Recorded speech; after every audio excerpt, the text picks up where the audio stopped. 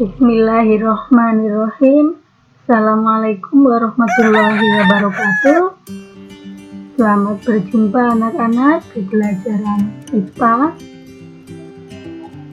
Untuk pertama kita akan membahas objek IPA dan pengamatannya di pertemuan yang pertama ini. Apa sih yang dimaksud dengan IPA? Waktu SD kamu sudah mempelajari IPA atau ilmu pengetahuan alam, yaitu ilmu yang mempelajari alam semesta beserta isinya, serta peristiwa-peristiwa yang terjadi di dalamnya. Alam semesta berarti lingkungan sekitar kita, kemudian seluruh dunia dan alam seisinya. Jadi cakupannya sangat luas. Nah, pada perkembangannya, ilmuwan menemukan konsep-konsep baru sehingga pengetahuan IPA selalu berkembang dari waktu ke waktu. Dalam menemukan konsep-konsep IPA, para ilmuwan melakukan kegiatan penyelidikan yang disebut dengan observasi atau pengamatan. Apa sih yang dimaksud dengan pengamatan dalam IPA? Pengamatan adalah proses untuk mengamati, memperhatikan, dan mengenali suatu objek atau fenomena. Pengamatan dibagi dua. Yang pertama adalah pengamatan kualitatif, yaitu pengamatan dengan menggunakan alat indera, sehingga data yang diperoleh adalah data kualitatif, yaitu data yang berupa karakteristik atau ciri-ciri benda. Yang kedua, pengamatan kuantitatif, yaitu pengamatan yang dilakukan dengan menggunakan alat ukur dan satuan baku. Data yang diperoleh adalah data kuantitatif, yaitu data yang berupa angka dan satuan. Nah, untuk contohnya, biar kamu bisa membedakan apa itu pengamatan kualitatif dan pengamatan kuantitatif, memperhatikan di sini ada sebuah pohon.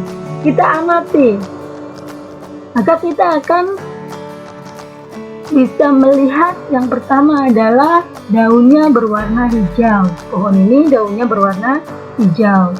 Kemudian batangnya berwarna coklat.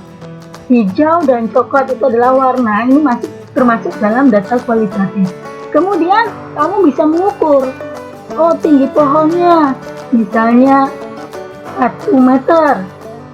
Menggunakan apa pengukurannya? Menggunakan alat ukur panjang. Kemudian kamu ukur diameternya. Diameter pohon misalnya 20 cm. Nah, ini kita menemukan ada tinggi pohon 1 meter, diameternya 20 cm, itu termasuk dalam data kuantitatif karena ada angka dan satuan. Nah, kalau belum paham lagi, kita coba lagi satu. Ini ada ayam. Kalau kita lihat satu, warnanya. Ayam ini warnanya hitam dan kuning. Kemudian jenggernya warnanya merah. Nah, ini termasuk data kualitatif. Apalagi selain itu, kamu lihat ini adalah ayam jantan. Ini juga data kualitatif. Kemudian kamu ukur tingginya, misalnya tinggi ayamnya misalnya 25 cm. Kemudian ditimbang, ternyata beratnya 3 kg. Nah, yang tadi 20 cm dan 3 kg itu termasuk pengamatan kuantitatif karena sudah menggunakan alat ukur panjang dan alat ukur massa. Paham ya anak-anak membedakan antara data kualitatif dan data kuantitatif.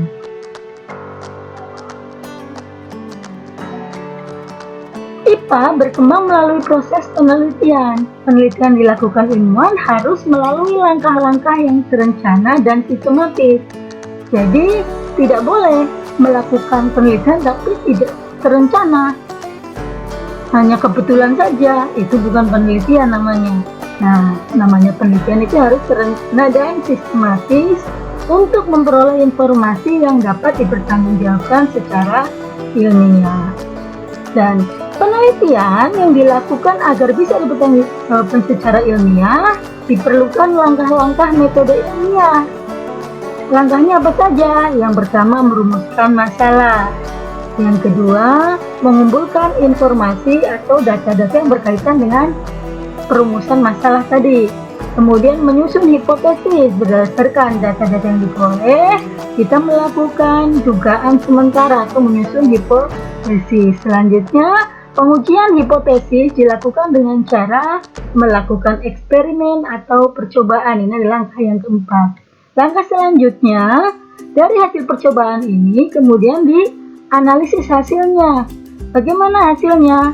Kemudian ditarik kesimpulan berdasarkan percobaan dan analisis hasil percobaan. Ini adalah langkah-langkah dari metode ilmiah. Selanjutnya dalam IPA kita mengenal proses penyelidikan IPA.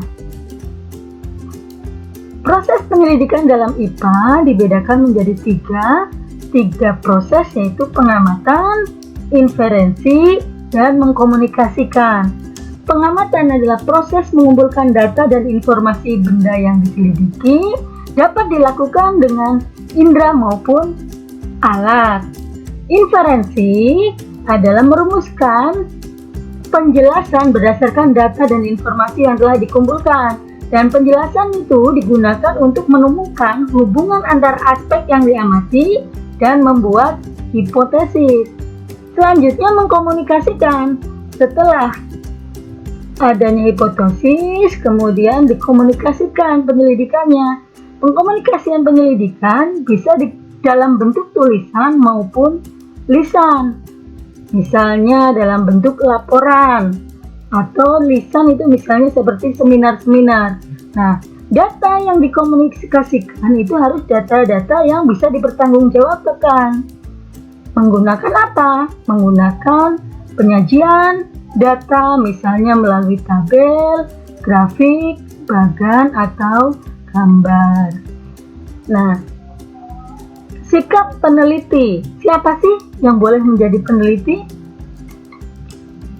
Pada dasarnya semua orang boleh, asal satu, punya rasa ingin tahu yang tinggi, jujur, objektif, teliti, tekun dan sabar, terbuka dan optimis, dan bertanggung jawab. Dan masih banyak lagi sikap-sikap yang harus dimiliki, tapi ini Ibu hanya membahas tentang yang ini aja dulu ya.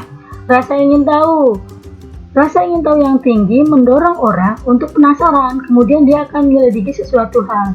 Seperti contoh, dulu seorang ilmuwan, dia menemukan konsep hukum itu hanya karena melihat adanya apel yang jatuh dari pohon. Kemudian dia amati, dia teliti, akhirnya dia menemukan konsep percepatan gravitasi.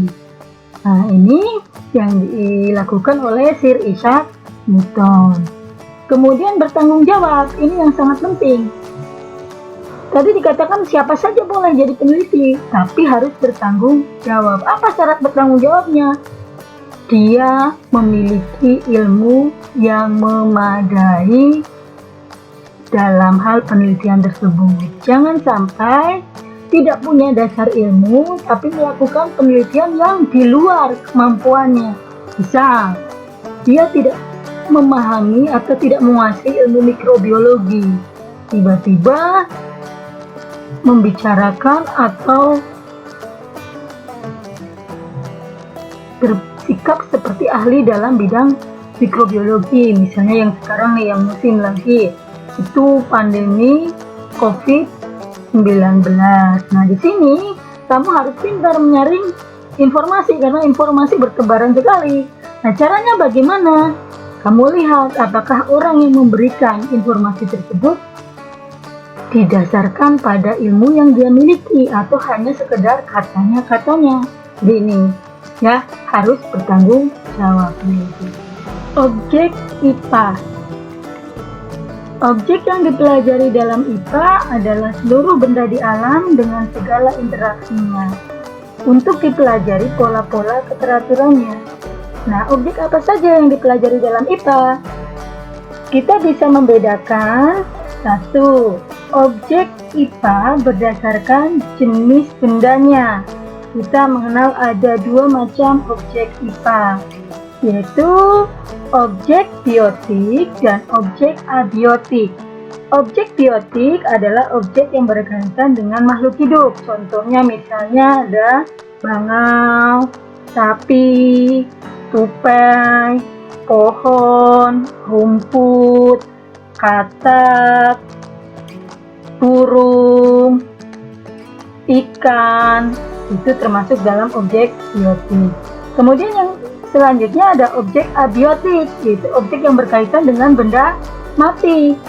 Misalnya ada matahari, kemudian tanah, ini termasuk juga nih kayu, kapal, ini benda mati. Kemudian air juga termasuk dalam benda mati, batu juga termasuk dalam benda mati. Itu dipelajari sebagai objek abiotik di dalam IPA. Selanjutnya, berdasarkan ukurannya, objek IPA dibedakan menjadi objek makro dan objek mikro. Apa sih objek makro? Objek makro adalah objek yang berukuran besar. Misalnya matahari, gunung, planet, itu termasuk objek makro. Kemudian objek mikro, objek yang ukurannya kecil, seperti virus, bakteri, atom, dan lain sebagainya. Nah, ilmu IPA digolongkan dalam 4 bagian besar, yaitu ada kimia, biologi, ilmu bumi dan antariksa, serta fisika. Kimia adalah ilmu yang mempelajari tentang penyusun zat dan perubahan zat. Misalnya, bagaimana proses terjadinya perkarasan pada besi, bagaimana terjadinya proses fermentasi, dan lain sebagainya. Kemudian ada biologi. Biologi adalah ilmu yang mempelajari tentang sistem kehidupan, mulai dari ukuran yang sangat kecil atau renih, sampai dengan lingkungan yang sangat luas. Misalnya, mempelajari tentang ikan, mempelajari tentang virus, mempelajari tentang bakteri, mempelajari tentang lingkungan biotik, mempelajari tentang ekosistem, dan lain sebagainya. Selanjutnya ada fisika. Apa sih fisika? Fisika adalah ilmu yang mempelajari tentang aspek mendasar di alam. Misalnya ada gaya, gerak, panas, cahaya, dan berbagai gejala alam fisik yang lainnya. Yang keempat adalah ilmu bumi dan antariksa. Ilmu bumi dan antariksa mempelajari asal mula bumi, perkembangan, dan keadaan saat ini, bintang-bintang, planet-planet, dan berbagai benda yang ada di planet atau di luar angkasa. Nah, demikianlah pembelajaran kita di pertemuan kali ini. Selanjutnya kita melakukan evaluasi. Apa yang harus kamu lakukan? Lakukanlah pengamatan terhadap benda-benda di sekitar rumahmu, baik berupa benda hidup ataupun benda mati. Kemudian tulislah hasil pengamatanmu yang mencakup pengamatan secara kualitatif dan pengamatan secara kuantitatif. Tadi di depan sudah Ibu jelaskan ya. Apa itu pengamatan kualitatif dan apa itu pengamatan kuantitatif. Selanjutnya hasil kerja kamu nanti kamu catat di lembar kerja siswa. Catatlah hasil pengamatanmu terhadap benda-benda yang ada di sekitar rumahmu ke dalam tabel seperti contoh berikut. Kamu lihat tabelnya di sini ada nomor, nama benda, biotik, abiotik, ciri-ciri. Ibu kasih contoh satu ya. Ibu kasih contoh satu. Contoh. nama bendanya adalah pot bunga. Di sekitar rumah kan ada pot bunga. Terus kamu golongkan pot bunga itu biotik atau abiotik. Jelas, pot bunga bukan makhluk hidup, maka dia termasuk abiotik. Kita checklist di kolom abiotik. Kemudian kita lihat ciri-cirinya. Putih. Oh, warnanya putih. Terbuat dari plastik. Halus. Berbentuk tabung. Ini merupakan data kualitatif. Kemudian diukur. Diameternya 21 cm, tingginya 30 cm. Oh, ini termasuk data kuantitatif. Nah, ini nanti kamu isi semua. 1 sampai 10.